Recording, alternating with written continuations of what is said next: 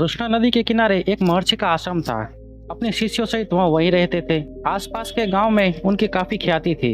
साल में एक बार महर्षि गांव में जाकर लोगों के दुख दर्द को सुनते एवं उन्हें उचित सलाह भी देते। बदले में गांव वाले उन्हें कुछ न कुछ चीजें उपहार में दिया करते। हर साल की तरह इस साल जब महर्षि गांव में पहुंचे तो लोगों को बिजली की तरह उनके आने की सूचना मिल गई।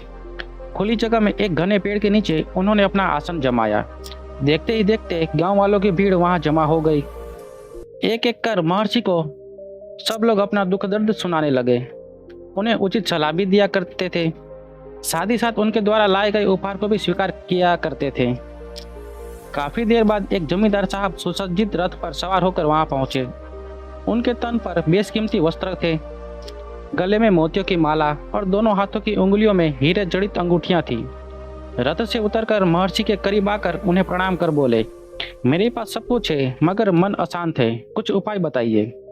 जमींदार की क्रूरता और उसकी दुष्ट नियति से महर्षि भली भांति अवगत थे। अतः वो बोले, तुम्हारी मूर्खता की वजह से तुम्हारे मन में अशांति है। कैसी मूर्खता? किसी तरह उसने अपने क्रोध को दबाकर महर्षि से पूछा।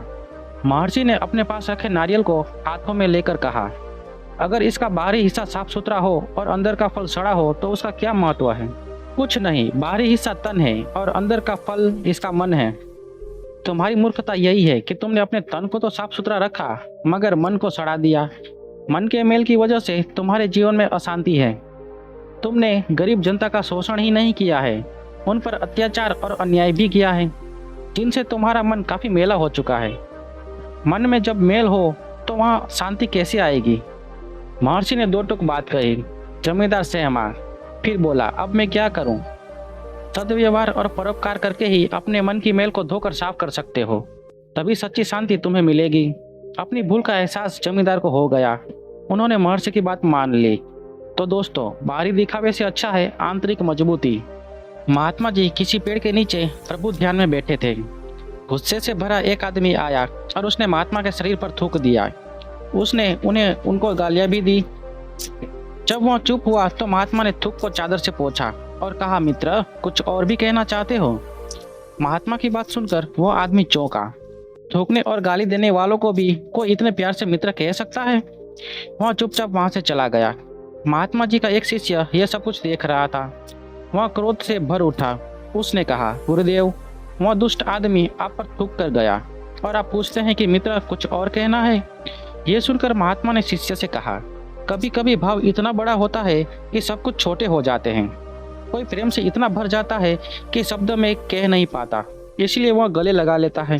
जबकि कोई क्रोध से इतना भर जाता है कि शब्दों के द्वारा कुछ कह नहीं पाता, इसलिए वह थूक कर कहता है। इधर महात्मा पर थूकने वाला आदमी रात भर सो नहीं सका।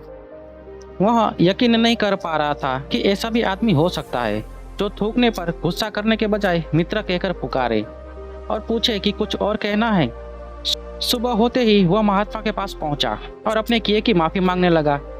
महात्मा जी ने उस आदमी को सच्चे दिल से क्षमा करते हुए कहा, जो हो गया सो हो गया, हम तो आगे बढ़ गए, कल की बात भूल गए हैं, लेकिन तुम कल की बात पर क्यों रुके हो? आप खुशी खुशी जाओ और नेक काम करो, इसी में तुम्हारी भलाई है। इतना कहकर महात्मा जी अपने शिष्य के संग आगे कदम बढ़ाने लगे। वह आदमी खुद को घृणा से देखने लगा। दूसरे ही पल जब उसके मस्तिष्क में महात्मा के ये शब्द गूंजे, जो हो गया सो हो गया, इन शब्दों की ऊर्जा से उसने अपने आप को बदल लिया। तो दोस्तों, पुरानी बातों के चक्कर में आज का समय खराब ना करें। किसी वन में एक तपस्वी रहते थे। वो बहुत ही पहुंचे हुए ऋषि थे। उनकी तपस्या बहुत ही कठिन थी। वह रोज सुबह नदी किनारे आकर स्नान करते तथा एक पत्थर के चट्टान पर बैठकर तपस्या करते थे।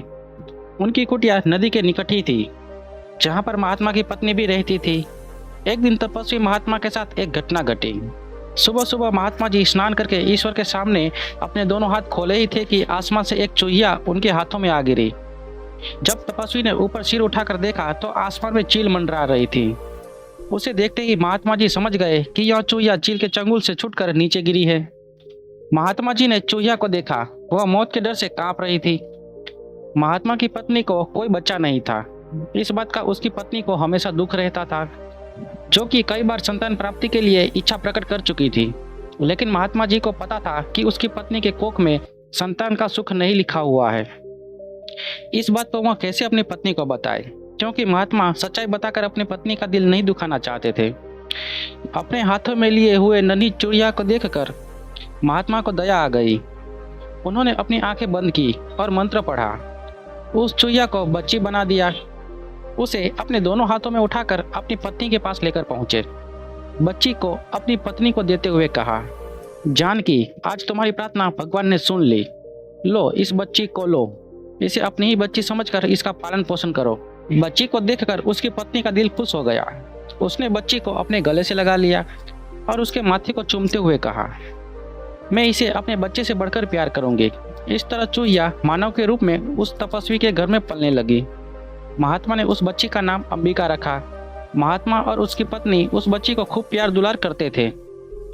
अंबिका की परवरिश बहुत अच्छे ढंग से हुई।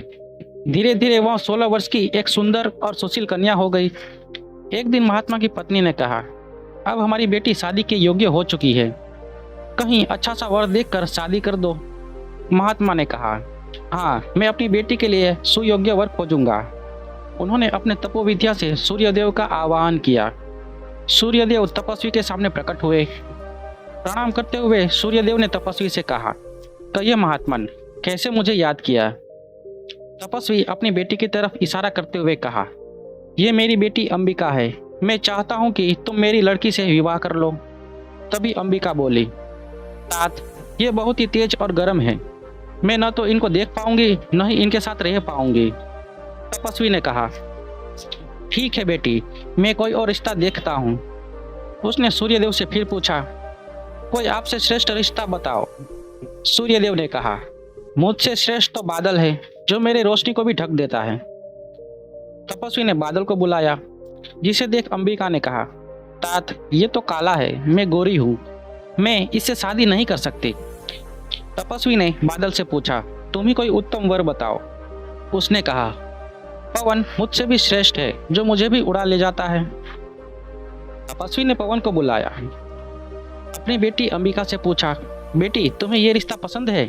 बेटी ने कहा, जिसका कोई आकार और रूप न हो उसे मैं कैसे प्यार कर सकती हूँ, इसीलिए मुझे ये वर पसंद नहीं है। तपस्वी ने पवन से कहा, तुम मुझे कोई श्रेष्ठ रिश्ता बताओ। पवन ने कहा, मुझसे श्रेष्ठ तो पर्वत है, जो मेरा भी रास्ता रोक लेता है। तपस्वी ने पर्वत को आवाज लगाई। पर्वतराज प्रकट हुए। उन्होंने तपस्वी से कहा, महात्मन, आपने मुझे कैसे याद किया? उन्होंने अपनी पूरी बात पर्वतराज से बता दिया। पर्वतराज ने कहा, एक बार आप अपनी बेटी से पूछ लो कि मैं उसे पसंद हूँ या नहीं। तपस्वी के पूछने पर बेटी ने कहा, ये तो पत्थर ही पत्थर है, इनके अंदर क्रूरता होगी, इनका दिल भी पत्थर का होगा। ये कहते हुए रिश्ते को मना कर दिया। तपस्वी ने पर्वतराज से पूछा, आप मुझसे अपने से श्रेष्ठ वर बताइए। पर्वतराज ने कहा, चूहा मुझसे भी श्रेष्ठ है, वो मुझ में भी बिल बना देता है। तभी पर्वतराज के कान के पास बिल से एक चूहा निकला, जिसे देखकर अंबिका खुशी से उछल पड़ी और बोली, मेरा पति यही बनेगा। तपस्वी ने अपने तपोविद्या से अंबिका को फिर से चूहिया बना दिया और उसी से चूहे की शादी करवा दी और उसका घर बसा दिया। तो दोस्तों, जीव जिस योनि में जन्म लेते हैं उसी योनि के साथ जीवन निर्वाह करते हैं।